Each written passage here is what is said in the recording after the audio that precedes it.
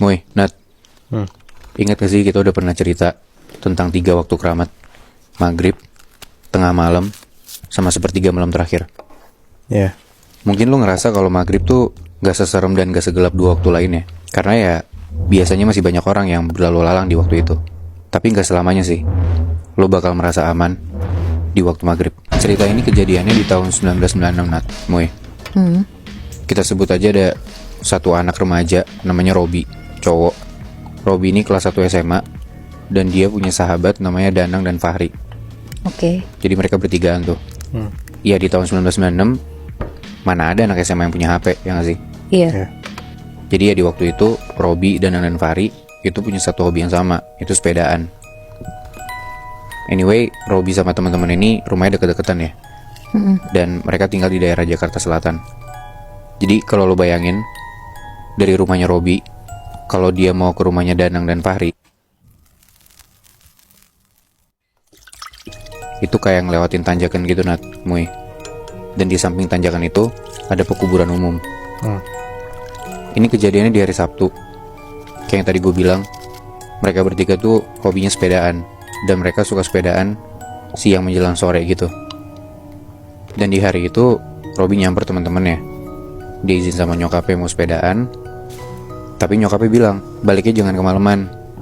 Kalau bisa sebelum maghrib tuh udah di rumah.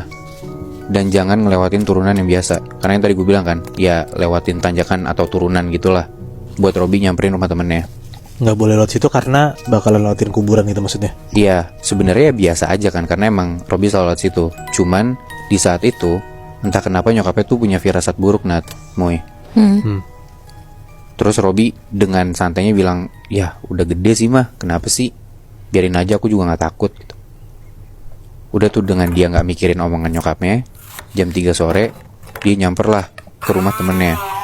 Si Robi ini ke rumah Danang dulu, habis itu ke rumah Fahri. Tapi ternyata nyampe di rumah Fahri, mereka bertiga malah nongkrong, gak jadi sepedaan. Mereka malah main game. Sampai akhirnya menjelang maghrib, Robi dan Danang ini balik. Di sore itu, abis dari rumah Fahri, ya jalan ke rumah Danang dong. Tapi entah kenapa, Robi tuh ngerasa kalau sepedanya tuh berat banget. Padahal ya jalanannya bukan jalanan yang nanjak gitu loh. Bahkan ya rada-rada agak turunan, karena kan kebalikan dari rumahnya Robi ke rumah teman-temannya kan. Udah tuh sampai ke rumah Danang, Robi gak muter balik. Padahal ya kayak disuruh nyokapnya, dia muter balik jangan lewat turunan gitu kan. Tapi ya si Robi tetap ngelewatin jalanan samping kuburan itu, karena dia ngerasa kalau gue muter ya makin jauh, capek gitu loh. Dengan kondisi udah mau maghrib, udah ada kayak salawatan-salawatan gitu sebelum maghrib. Tiba-tiba pas hampir sampai di kuburan, rantai sepeda Robi tuh putus. Dia turun dari sepeda, dia cek apa yang terjadi sama rantainya dia. Tapi ya dia gak bisa benerin, karena ya rantai udah putus, mau digimanain gitu kan. Ditenteng lah akhirnya sepedanya ini sama Robi. Jadi Robi ngelewatin kuburan itu dengan kondisi dia harus jalan kaki sambil nenteng sepeda.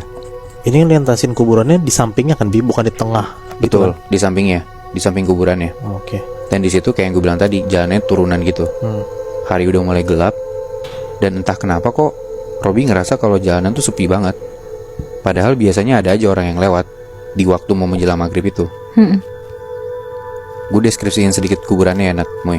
Iya. Jadi pekuburan umum ini tuh sebenarnya nggak terlalu gede, tapi di tengah pekuburan itu kayak ada satu batu besar yang bisa didudukin sama orang.